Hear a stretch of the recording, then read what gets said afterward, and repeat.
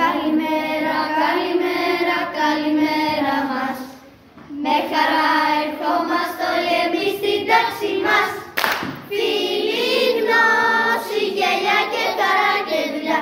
Δίνουμε και παίρνουμε φρεσκάδα ζεστασιά. Συζητάμε με το Τριανέμι. Σάντρα, ξέρω ότι σε αυτό το σχολείο γίνεται ο κύκλος της συζήτησης.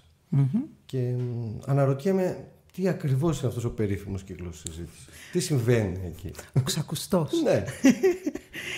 Λοιπόν, ο κύκλος συζήτησης. Ο κύκλος συζήτησης είναι μία ιδέα του Τριανεμιού. Πρώτα απ' όλα, όχι ότι δεν συνδυάζει και άλλα πράγματα που έχουμε ακούσει από άλλα σχολεία, τα δημοκρατικά σχολεία και στα σχολεία Βάλτορ συζητάνε, αλλά είναι μία δική μας ιδέα που προέκυψε από την εμπειρία που είχαμε σαν δάσκαλοι και που έλεγε ότι ό,τι και να προετοιμάζουμε για την τάξη, υπάρχουν πάρα πολλές στιγμές μέσα στην τάξη που πρέπει να συζητάμε με τα παιδιά αυτά που συμβαίνουν στο σχολείο. Οπότε προσπαθήσαμε να φτιάξουμε ένα τέτοιο χρόνο και για να καθησυχάζονται τα παιδιά ότι είναι δομημένο μέσα στο πρόγραμμά τους, δεν χρειάζεται να διεκδικήσουν ένα έξτρα δεκάλεπτο, ένα έξτρα τέταρτο για να πούν κάτι που προέκυψε, αλλά να ξέρουν ότι υπάρχει αυτή εκεί η ώρα που είναι στο τέλος της μέρας συνήθως, είναι το κλείσιμο της μέρας μας, στην οποία συζητάμε τα θέματα που έχουν προκύψει, τα θέματα που μας απασχολούν και πάρα πολλά άλλα.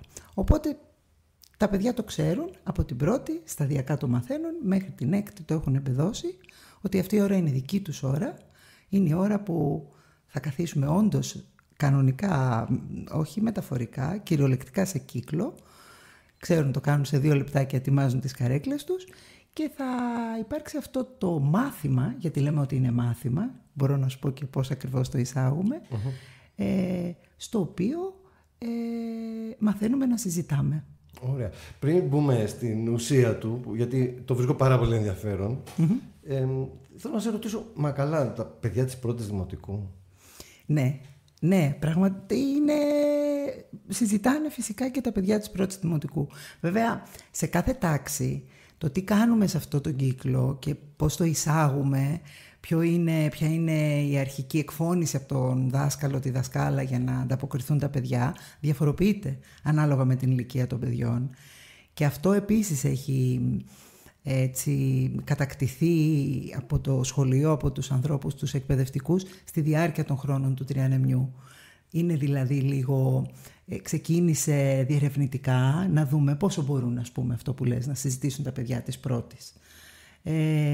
Και είδαμε ότι πρέπει να δίνει συγκεκριμένες ερωτήσεις, ας πούμε, μία λέξη για να χαρακτηρίσετε τη σημερινή μέρα.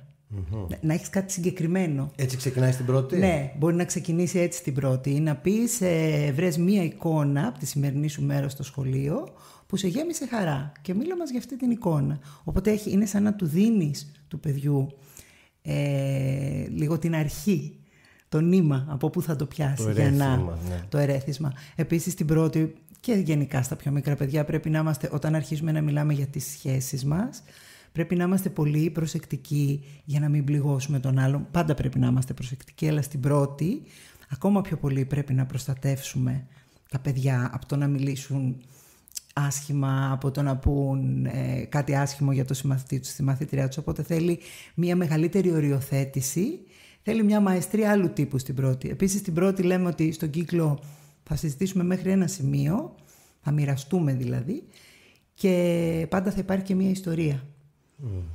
Που είναι σαν να είναι και το νήμα από την προηγούμενη εφταετία, από τον Ήπιο, που η ιστορία είναι, τώρα αν πω διδακτική θα ακουστεί κάπως, αλλά έχει ένα τέτοιο νόημα. Μπορεί ο δάσκαλος, η δασκάλα να έχει σκεφτεί μια ιστορία που συνδέεται με αυτά που συμβαίνουν στα παιδιά στο προαύλιο, παρατηρεί και λέει αυτή την ιστορία θα διαβάσω, που φέρει ένα μήνυμα δηλαδή. Οπότε υπάρχει και αυτό την ώρα του κύκλου στην πρώτη. Αυτό εξελίσσεται στην Τετάρτη και στην Τρίτη, στην Τετάρτη είναι πολύ πιο ανοιχτό, γιατί τα παιδιά είναι μια ώρα που τη λαχταράνε πάρα πολύ και έρχονται, πάντα είναι μια ώρα που τη λαχταράνε και πάντα φέρνουν θέματα, και στις πιο μεγάλες τάξεις πάλι πρέπει να φέρεις πιο πολύ εσύ θέματα, γιατί αρχίζει και κλείνει ο κύκλος των συνομιλίκων και αυτά που μοιράζονται με τον ενήλικα δεν είναι τόσο πολλά όσα στα προηγούμενα έτη. Οπότε πάλι μπορεί να πρέπει το trigger, το έναυσμα να δοθεί από τον δάσκαλο. Οπότε δεν είναι ότι είναι ολόιδια διαδικασία σε όλες τις τάξεις. Έχει έναν κυματισμό από την πρώτη μέχρι την έκτη και βέβαια έχει και έναν κυματισμό ανάλογα με την τάξη στην οποία απευθύνεται. Είναι πολλά που υπάρχουν εκεί. Το καταλαβαίνω. Βέβαια είμαι πραγματικά πάρα πολύ περίεργος. Δηλαδή θα ήθελα να ήμουν μια μύγα μέσα να παρακολουθήσω ένα τέτοιο κύκλο. Θα πρέπει να είναι συναρπαστική εμπειρία. Έχω να σου πω ότι είναι ίσως από τα μαθήματα, από τις ώρες που πιο συχνά, σχεδόν πάντα, σκέφτομαι όταν το κάνω εγώ, θα ήθελα να είναι ένας γονιός εδώ. Θα ήθελα να είναι ένας ενήλικας εδώ. Θα ήθελα να είναι, δηλαδή πολλές φορές, θα ήθελα να είναι, τι να σου πω τώρα, υπουργός παιδείας. Δηλαδή είναι μια διαδικασία που αν δεν υπάρξεις μάρτυρας αυτής, δεν μπορείς εύκολα να φανταστείς ότι μπορούν παιδιά αυτής της ηλικίας να συνυπάρχουν, να συνομιλούν και να αλληλεπιδρούν με τόσο σεβασμό, με τέτοιες ποιότητες. Γιατί δεν είναι μόνο το ότι ακούμε ο ένας τον άλλον, θα τα πούμε και αυτά στην πορεία, κάποια βασικά στοιχεία. Είναι και η ατμόσφαιρα που δημιουργείται. Αυτή η ατμόσφαιρα που ότι είμαστε όλοι μαζί και τώρα αυτό είναι η ομάδα μας. Είναι συγκλονιστικό. Και εδώ είναι ο χώρος, ο προστατευτικός χώρος ασφάλειας που όλα χωράνε. Ακόμα και αν δεν λύνονται, χωράνε. Και λέμε ότι έχουμε έτσι ένα καλάθι στη μέση του κύκλου που θα αφήσουμε κάτι εκεί και μπορεί να το συζητήσουμε, μπορεί να μην είναι να το συζητήσουμε, μπορεί να λυθεί, μπορεί να μην είναι ακριβώς η ώρα του να λυθεί. Υπάρχουν δηλαδή πολλές... μεγάλη ευελιξία.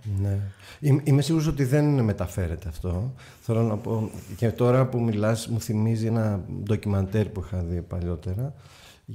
Δεν έχει σημασία, μια ιστορική περίοδο, όχι στην Ελλάδα. Δεν θέλω να επισέλθω σε λεπτομέρειες. Πάντως είναι η κάμερα μέσα σε μια μαθητική αίθουσα, σε ένα δημοτικό, και τα παιδιά συζητούν μεταξύ τους σε κάτι αντίστοιχο με αυτό που περιγράφεις.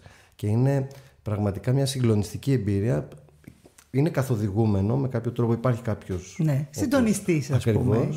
Αλλά τα παιδιά αυτά που μοιράζονται μεταξύ τους είναι... Λες, αυτό τώρα είναι κάτι...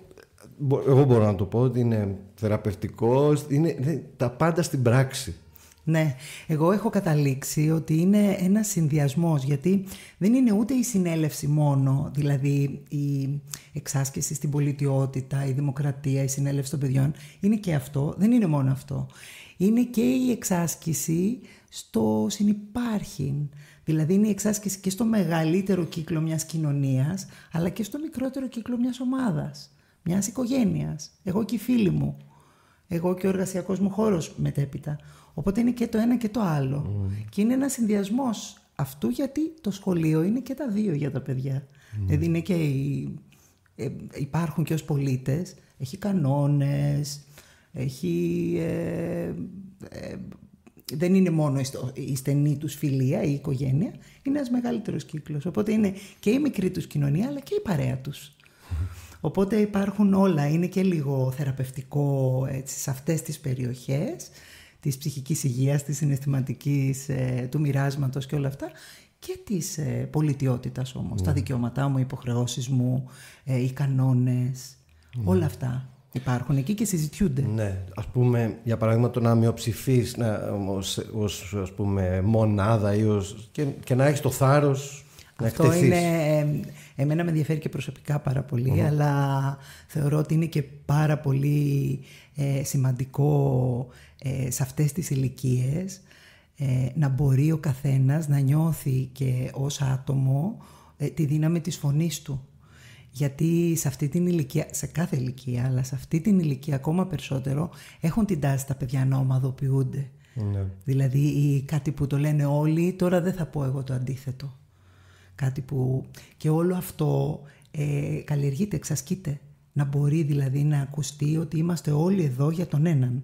Όλοι για έναν και ένας για όλους. Πραγματικά. Και αυτό θεωρώ ότι προστατεύει και από πολλές κακοτοπιές που προκύπτουν μεταξύ των παιδιών και στην εφηβεία αργότερα.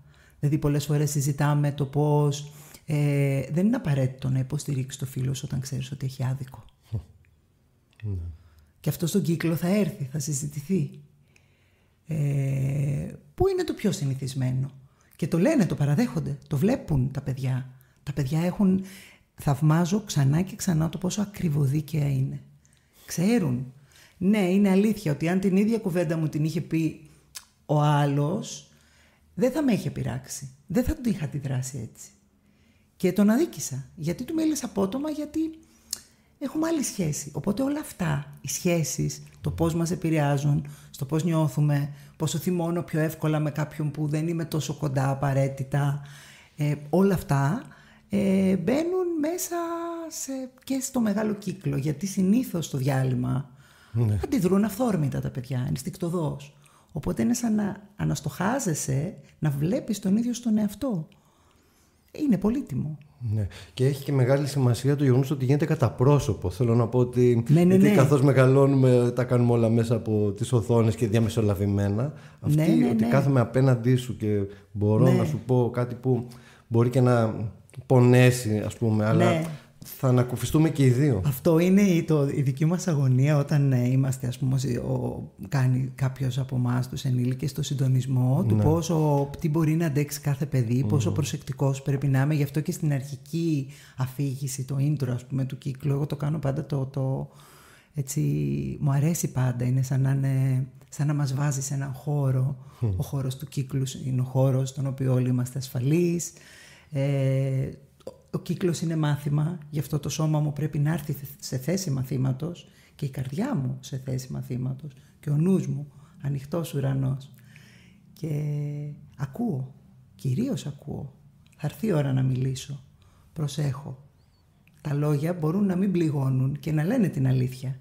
Δηλαδή τέτοιες κουβέντες που λίγο τα παιδιά είναι λίγο σαν ποιηματάκι και τα παιδιά έτσι και τους αρέσει και είναι σαν να είναι το κουρδιστήρι μας. Όταν ξεκινάμε να μιλάμε όλοι μαζί. Και καμιά φορά, άμα υπάρχει έτσι ένταση από το προαύλιο που έρχεται, από την ώρα της γυμναστικής, από την ώρα του παιχνιδιού και μπαίνουν μέσα έτσι φουριόζοι, λέω, λοιπόν, θα μπούμε στον κύκλο τώρα. Δηλαδή πρέπει να κατέβουν οι εντάσεις για να μπορούμε να. Και αν υπάρχει ένταση, λέμε, εντάξει, ο συμμαθητής ή η συμμαθήτρια έχει ένταση, σιγά σιγά. Ή μπήκε, ας πούμε, τις προάλλες ένα παιδί και έκλαιγε. Είχε κάτι συμβεί στο διάλειμμα και έκλαιγε. Λέμε εντάξει, εννοείται μπορείς να κλάψεις. Όταν είναι η ώρα να θες να το μοιραστείς, σηκώνεις χέρι και το μοιράζεσαι. Δεν είναι απαραίτητο, ούτε μάλλον καλή ιδέα να μιλήσεις την ώρα που κλαις. Ηρέμησε το παιδί, μετά είπε ακριβώς τι ήταν αυτό που... Οπότε όλο αυτό, πώς να πω, καλλιεργείται. Βήμα-βήμα καλλιεργείται και τα παιδιά μετά το αναζητούν. Και το αναζητούν και στις παρέες τους. Μαθαίνουν δηλαδή πώς... Όταν έχω πολύ ένταση, είμαι πολύ θυμωμένος, δεν θα τη λύσω απαραίτητο στη διαφωνία μου εκείνη την ώρα. Θα τσακωθώ. Οκ. Οπότε μισό λεπτό να ηρεμήσω και θα τα πούμε. Το μαθαίνουν αυτό τα παιδιά. Και δεν είναι το μαθαίνουν μόνο στο σχολείο, δεν λέω αυτό. Λέω ότι στο χώρο του σχολείου δίνονται πάρα πολλές ευκαιρίες. Συνεχόμενα. Συνεχόμενα. Και φαίνεται ότι είναι ένα επίπεδο, μάλλον ένα πλαίσιο πολλαπλής διδαχής. Δηλαδή τα μαθήματα που δίνονται σε αυτό το επίπεδο, ας πούμε, μου φαίνονται πάρα πολλά. Το ερώτημα είναι ο δάσκαλος υποθέτω ότι θα συνεχίζει να μαθαίνει. Θέλω να πω, είναι ένας ρόλος και μόνο που έτσι λίγο σκέφτομαι τι απαιτείται για να σταθείς σε αυτή τη συνθήκη. Δεν είναι πραγματικά εύκολο. Πάρα πολύ απαιτητικό. Και είναι κάτι που καθώς τα χρόνια περνούν αποκτάμε και εμείς εμπειρία, ακόμα και μέσα από λάθη που μπορεί να κάνουμε σε διαχείριση, αποκτάμε εμπειρία. Και κάτι που εγώ βλέπω ότι παίζει ρόλο, γιατί εγώ ως διευθύντρια, ας πούμε, μπαίνω στις τάξεις γι' αυτό κυρίως. Οπότε μπαίνω χωρίς να έχω το φορτίο όλης της υπόλοιπης μέρας με τα παιδιά. Και μπαίνω και με τεράστια χαρά να τους συναντήσω πραγματικά, γιατί τους πεθυμάω, τους βλέπω μόνο στο διάλειμμα, δεν έχω πολλές ώρες στις τάξεις, οπότε μπαίνω με πολύ μεγάλη λαχτάρα γι' αυτό. Θέλει να έχει αυτός που μπαίνει και λίγο να έχει αδειάσει από ό,τι άλλο σχετίζεται με τα παιδιά. Δηλαδή, αν όλη τη μέρα αλληλεπιδράσει, είναι πιο απαιτητικό ακόμα. Γίνεται βέβαια, κύκλο δεν κάνω μόνο εγώ, κάνουν και οι δάσκαλοι και έχει νόημα. Οι δάσκαλοι, ο κάθε δάσκαλος της τάξης εννοώ. Παίζει ρόλο βέβαια και ο ενήλικας πάρα πολύ. Πολλές φορές στις μεγαλύτερες τάξεις δοκιμάζουμε μια εναλλαγή στο ρόλο του συντονιστή, να είναι και παιδί. Ναι, να μην είναι μόνο δάσκαλος ή δασκάλα. Γιατί τα παιδιά είναι μια διαδικασία που την έχουν δει, την έχουν εμπεδώσει ως διαδικασία. Και εκεί βλέπεις πραγματικά, είναι πάρα πολύ ωραίο να τους βλέπεις. Πώς μπαίνουν και πραγματικά μπορούν και όχι μόνο να δίνουν το λόγο, αλλά και να κατευθύνουν την κουβέντα. Γιατί η εμψύχωση του κύκλου έχει και αυτό. Οπότε πρέπει να πεις κάτι άλλο για αυτό το θέμα, ή αυτό το θέμα έκλεισε τώρα. Δεν σημαίνει ότι πόσα θέματα έχουμε για να ρυθμίσουμε το χρόνο μας. Είναι και αυτό. Ποιο θέμα αφορά πραγματικά όλους, ή πώς θα κάνεις ένα θέμα να αφορά όλους. Γιατί το θέμα συνήθως έρχεται από ένα παιδί σε σχέση με μία αλληλεπίδραση με ένα άλλο παιδί ή δύο ομάδες παιδιών που αλληλεπέδρασαν, ας πούμε.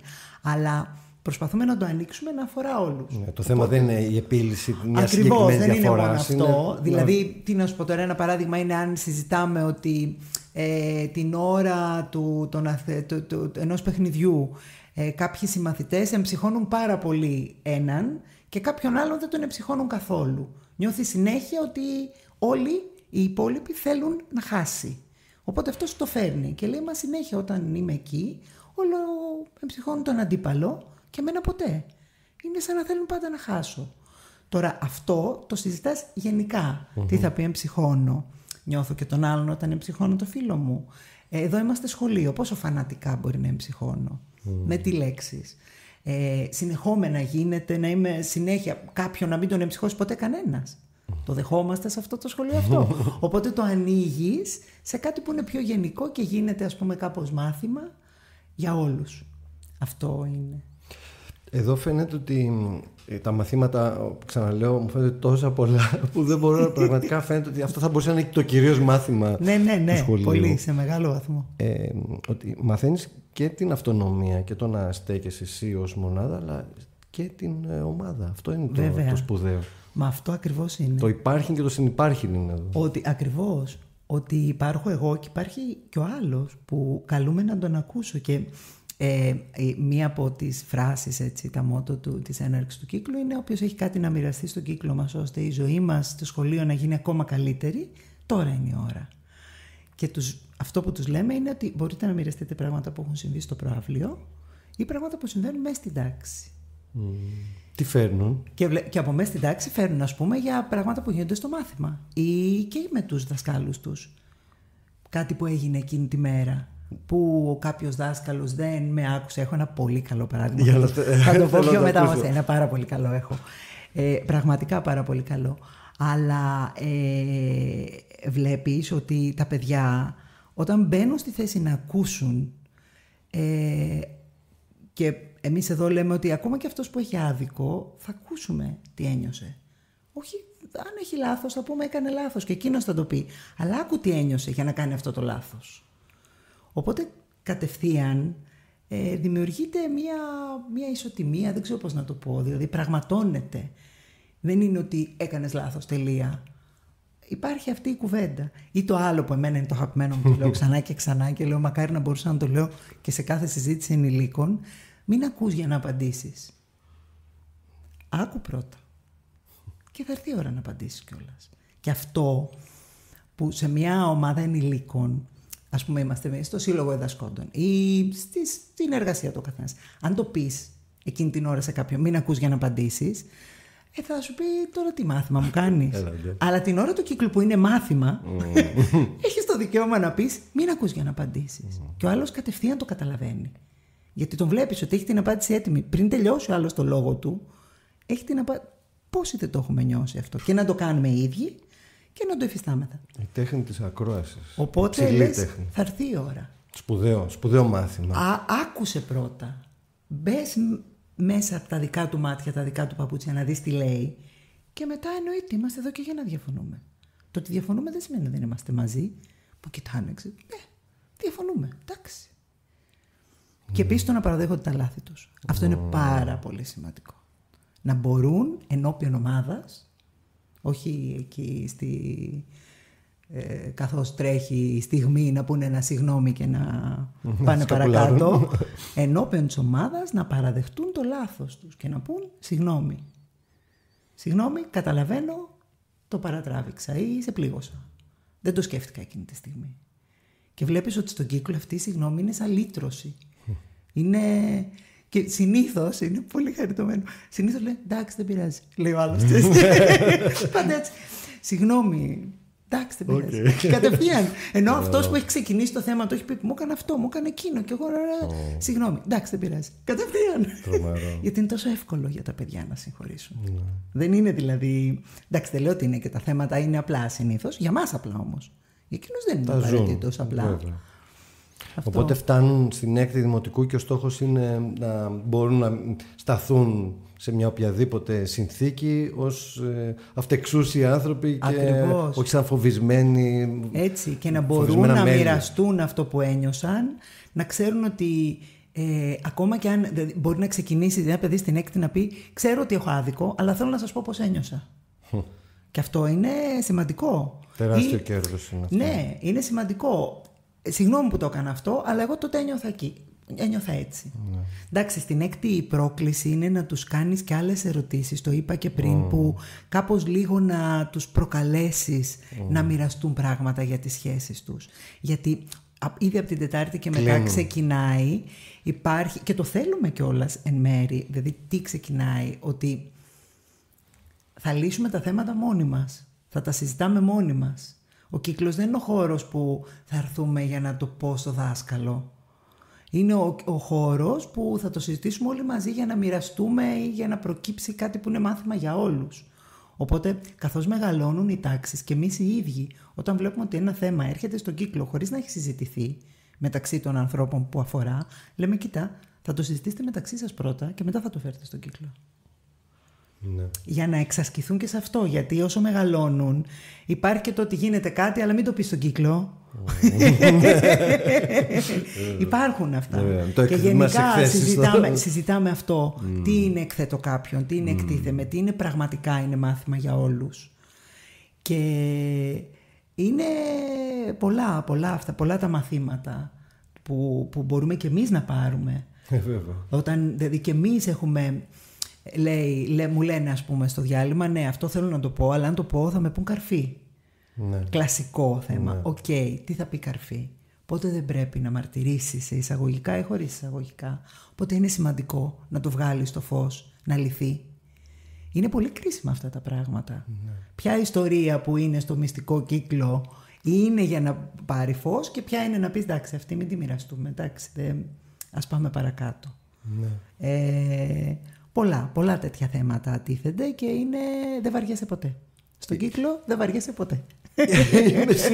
Είμαι σίγουρος. Σου λέω εξακολουθώ, θέλω πρόσκληση, θέλω να γίνω μίγα εκεί. Αλλά καθώς μιλάς, σκέφτομαι ότι θα είναι και μια καλή πηγή ανατροφοδότησης για τον ίδιο το δάσκαλο, έτσι δεν είναι? Βέβαια. Πάρα πολύ. Πάρα πολύ. Γιατί σταδιακά μπορεί να δει και τις δυναμικές μες στην ομάδα, και τις δυναμικές στην ομάδα τις βλέπεις και από τα ρητά και από τα άρρητα. Δηλαδή βλέπεις και από το ποιο παιδί δεν θα σηκώσει το χέρι να μιλήσει στο κύκλο. Ποτέ. Υπάρχει. Δηλαδή είναι όλο αυτό. Οπότε βλέπεις όλη τη δυναμική της τάξης. Και αυτό είναι πάρα πολύ χρήσιμο. Και για το σχολείο συνολικά, όχι μόνο για τους δασκάλους μεμονωμένα. Ναι, βέβαια. Πάρα πολύ χρήσιμο είναι αυτό το στοιχείο. Το παράδειγμα που θέλω να σου πω, αλλά πρέπει να σου πω κάτι άλλο πρώτα. Ναι. Πρέπει να σου πω ότι κατά καιρούς κάνουμε και μια μεγάλη συνέλευση όλων των παιδιών. Όλων των παιδιών του σχολείου. Είναι σαν να είναι οι όροι του κύκλου, αλλά στο σύνολο των μαθητών και των μαθητριών του σχολείου. Πιο δύσκολο. Πάρα πολύ καλό. Την πρώτη χρονιά λοιπόν που το είχαμε κάνει αυτό, συνήθως έχουμε κάποια θέματα εμείς να πούμε στα παιδιά, να ανακοινώσουμε συνήθως, αλλά και να συζητήσουμε. που έχουν έρθει από το σύνολο των κύκλων. Ας πούμε, έχουμε κάποιους κανόνες στο σχολείο, μπορεί να έχουμε αποφασίσει ότι τους συζητάμε στον κύκλο, έρχονται από τα παιδιά και θέλουμε κάτι να αλλάξουμε. Οπότε το συζητάμε στο σύλλογο και εγώ λέω ότι τώρα για αυτή τη βδομάδα θα δοκιμάσουμε αυτό, μετά από αυτά που συζητήσαμε στον κύκλο και άλλα θέματα που έχουν φέρει τα συζητάμε. Του στείλουμε, ας πούμε, δεν φέρνουμε παιχνίδια στο διάλειμμα. Ας πούμε, ποια μέρα θα φέρουμε ή γιατί θα σταματάμε να φέρνουμε αυτό το παιχνίδι. Ωραία. Ή γιατί δεν έχουμε το τάδε κάθε μέρα, ποια είναι η άμπαλη μέρα. Η μέρα που δεν παίζουμε μπάλες καθόλου. Είναι η άμπαλη μέρα. Γιατί, για ποιο λόγο. Ωραία. Διάφορα τέτοια πράγματα που δοκιμάζουμε. Και πάντα σε αυτό, ενώ έχει μια ημερήσια διάταξη που ξέρουν, τους λέω από την αρχή αυτό και αυτό θα συζητήσουμε, πάντα έχει και ένα χώρο και αν υπάρχει κάτι άλλο που θέλετε να μοιραστούμε σε συγκεκριμένο χρόνο. Πάντα δεν χωράνε όλα. Οπότε θυμάμαι την πρώτη φορά που την είχαμε κάνει αυτή τη συνέλευση, σηκώνει ένα κορίτσι της πρώτης, ήταν τότε το χέρι, πρώτη δημοτικού, τώρα φαντάσου, πρώτη δημοτικού, σε σχολείο 170 παιδιών που είναι μέχρι την έκτη. Και σηκώνει τώρα το πρωτάκι το χέρι και λέει, γιατί εγώ πάντα λέω, αν έχετε και κάτι που συμβαίνει στην τάξη με τους δασκάλους σας, πείτε το. Εδώ είμαστε, να το δούμε, όλοι κάνουμε λάθη κτλ. Μου λέει, εγώ θέλω να πω ότι μία μέρα στο μάθημα, το συγκεκριμένο θα πω τώρα γιατί θα δείξω ποιος είναι ο δάσκαλος, στο τάδε μάθημα, η κυρία ενώ σήκωνα το χέρι μου να πω ότι με πονάει η κοιλιά μου, μου είπε σε λίγο. Και μετά, εγώ δεν το είπα ποτέ ότι με πονάει η κοιλιά μου. Και ένιωσα ότι νοιάζεται πιο πολύ για το μάθημά της παρά για τα παιδιά. Μάλιστα. Πρώτη δημοτικού, Μανώλη. Χαστούκι. Ένιωσα ότι νοιάζεται πιο πολύ για το μάθημά της παρά για τα παιδιά. Ναι. Και της λέω εγώ βέβαια μπροστά σε όλους, της λέω, κοίτα, της το είπες. Της το είπες στο διάλειμμα. Μου λέει, όχι. Έπρεπε να της το πεις, να της το πεις τώρα. Και πάντα αυτό τους λέω όταν έχουν κάποιο παράπονο για δάσκαλο που έγινε εκεί, που εκεί με αδίκησε, που εκεί εγώ σηκώνω πάντα χέρι, ποτέ δεν με λέει εμένα, διάφορα παράπονα που υπάρχουν. Λέω, μιλήστε, εδώ είμαστε και στα διαλύματα, δεν μας βλέπετε. Μην το θυμάστε μόνο την ώρα του κύκλου. Μιλήστε. Βρείτε τον άνθρωπο, το δάσκαλό σας, τη δασκάλα σας, όποιον στο διάλειμμα και πείτε αυτό και αυτό έχει συμβεί. Κάτι θα σας πει. Και... Το κράτησε λοιπόν και το είπε μπροστά. Ναι, αυτή το κράτησε σε όλους. Μπροστά σε όλους. Αλλά είναι φοβερό το ότι νιώθει αυτό που είπα εξ αρχής, την ασφάλεια. Μπράβο, είχε την ευκαιρία, να μπορώ να το πω και μετά νιώσε και πολύ καλά που το είπε. Γιατί αυτό είναι το θέμα. Δηλαδή είναι πολύ σημαντικό να μπορείς να το πεις, να νιώθεις ότι μπορείς και για τους κανόνες ας πούμε που τους λέω εγώ, εδώ είμαστε πολλοί άνθρωποι και τους κανόνες τους ακολουθούμε. Αλλά όταν θέλουμε να αλλάξουμε, έχουμε και το χώρο να μπορούμε να συζητήσουμε για να αλλάξουν. Θέλουμε να μην σηκώνουμε χέρι για να βγούμε από την τάξη. Θέλουμε να βγαίνουμε από την τάξη όποτε θέλουμε να βγούμε. Ωραία. Να το δοκιμάσουμε. Γίνεται. Το δοκιμάσαμε. Δεν γίνεται. Και πολλές φορές πρέπει να δοκιμάζουμε πράγματα που τα έχουμε δοκιμάσει γιατί η ίδια η ομάδα δεν το έχει βιώσει, ας πούμε. Οπότε πολλά πράγματα λένε, να το δοκιμάσουμε. Εντάξει, κάποια πράγματα δεν θα τους προτείνω να τα δοκιμάσουμε. Ας πούμε, τι να σου πω τώρα, γιατί προκύπτει, λέει, εμάς δεν μας πειράζει όταν παίζουμε μπάσκετ να βρίζουμε τα μεγάλα παιδιά. Δεν παρεξηγούμαστε. Αφήστε μας, κυρία Σάντρα, γιατί να μην λέμε μια κουβέντα παραπάνω. Δεν πειράζει. Λέω, παιδιά, εδώ είναι σχολείο. Δεν πειράζει εσάς, πειράζει εμένα. Οπότε υπάρχει και αυτό το φίλτρο, ας πούμε. Ότι δεν είναι απαραίτητος ότι θα βάλεις όλους τους δικούς σου όρους. Υπάρχουν οι όροι που είναι του πλαισίου. Δεν γίνεται. Σε έναν άλλο χώρο μπορείς να αποκαλεί ο ένας τον άλλον τους φίλους με συγκεκριμένο χαρακτηρισμό που εσείς θεωρείτε ότι είναι εντάξει. Στο σχολείο δεν γίνεται. Ας πούμε, σαν παράδειγμα τώρα σου το λέω. Συγκλονιστικό. Μετράω από μέσα μου τέχνες που διδάσκονται στον κύκλο της συζήτησης. Την τέχνη της ακρόασης, την τέχνη της διαπραγμάτευσης, την τέχνη της έκφρασης, την τέχνη της δημιουργικής επίλυσης αυτό είναι προβλημάτων. Συνέχεια και για μας αποκαλύπτονται. Έρχονται από τα παιδιά. Σήμερα στον κύκλο σε Τετάρτη Δημοτικού μου περιγράφανε πώς έχουν ορίσει μια ομάδα που έχει αποφασίσει να φτιάχνει κάτι βραχιόλια που θα πουλήσουν για να έχουν έσοδα για τα δέσποτα. σε κάποιο παζάρι, δεν ξέρω τι ακριβώς έχουν στο μυαλό τους. Γενικά μερικά πράγματα απλά τα σκέφτονται. Όχι κάτι παράνομο, φαντάζομαι. όχι, αλλά λέει θα κάνουμε βραχιολάκια. Και λέει ενώ αποφασίσαμε να κάνουμε βραχιολάκια, και είμαστε μια ομάδα, ας πούμε, 6 παιδιών, αυτοί οι 2 πήγαν και παίζανε. Το να είσαι στην ομάδα δεν έχει μόνο δικαιώματα, έχει και υποχρεώσεις. Και λέω, κάτσε τώρα, περίμενε. Διάλειμμα έπιναν, παίζανε. Γιατί δεν είναι εύκολο πάντα να πεις τι είναι σωστό και τι δεν είναι, και ούτε είναι ο ρόλος μου πάντα, ευτυχώς, να πω τι είναι σωστό και τι δεν είναι. Δηλαδή, πολλές φορές θα πω, ωραία, τι νομίζετε, και θα έρθει από τα παιδιά. Ή πώς θα μπορείτε να βοηθήσετε. Ναι. Για να μην είναι και όλο, ξέρεις, διδασκαλίστικο, σωστά, διδακτικό, ότι πάντα υπάρχει η αρχή που δίνει τη λύση. Δηλαδή και σε διαφωνίες παιδιών, λέω, ωραία, κάτσε να δούμε τι λένε οι συμμαθητές σας. Για πείτε. Τι προτείνετε, τι βλέπετε, γιατί αντέδρασε έτσι, γιατί ένιωσε έτσι αυτός. Και πάντα έρχεται από τα παιδιά πολύ περισσότερη σοφία. Πραγματικά πάντα. Οπότε θέλω να σου πω και αυτό το θέμα του, μα έχουμε παραγωγή, δεν γίνεται να λουφάρουν κάποιοι και εμείς να δουλεύουμε και να βγάζουμε τη δουλειά. Ήταν νέα πίστα σήμερα, λέω, καθίστε βρε παιδιά, μισό λεπτό. Εντάξει, και ας πούμε έφτασα να τους λέω ότι κοίτα, όταν έχουμε ένα κοινό στόχο όλοι μαζί, δεν μπορείς να απαιτείς από όλους να έχουν το ίδιο πάθος για το στόχο. Πρέπει να βάλεις ένα... Δεν μπορεί να μην έχουν όλοι το ίδιο πάθος κάθε μέρα. Αυτό δεν σημαίνει ότι δεν είμαστε μαζί. Δεν τους έλεγα τέτοια και λέω, τι λέω, Θεέ μου. Αλλά ήταν πολύ καλά και πολύ προσεκτική είναι το ότι περιμένουν αυτή την ώρα σαν τρελή. Και πολύ πρόθυμοι να κάνουν ένα βήμα πίσω. Αυτό μου κάνει, το υποκλίνομαι δηλαδή, πώς τα παιδιά το έχουν αυτό. Πώς δηλαδή εκεί που εγώ λέω τώρα μπλοκάραμε, κάποιος θα κάνει πίσω και λέει εντάξει, οκ, θα το κάνουμε έτσι. Ή εντάξει, συγγνώμη, έχεις δίκιο. Δηλαδή πώς έρχεται, είναι συγκινητικό. Ναι, συγκινητικό. Θα έχετε πολλές συγκινήσεις, είμαι σίγουρος. Πολύ, πάρα πολύ. Αυτό κλείνοντας που σκέφτομαι και δεν ξέρω τι άλλο θα μπορούσες να πεις, είναι ότι θα με χαρακτηρίσεις ρομαντικό, αλλά... Από αυτούς είμαστε, Μανώλη. Ακριβώς. Αλλά σκέφτομαι αυτό, ότι αν ο κόσμος, αν είχαμε διδαχθεί όλοι, αν είχαμε συμμετάσχει τουλάχιστον μια φορά στη ζωή μας όλοι σε κάτι τέτοιο, θα ήταν ο κόσμος πολύ διαφορετικός. Εγώ το πιστεύω, το βλέπω. Το βλέπω δηλαδή και σταδιακά να χτίζεται στα παιδιά σαν δεξιότητα.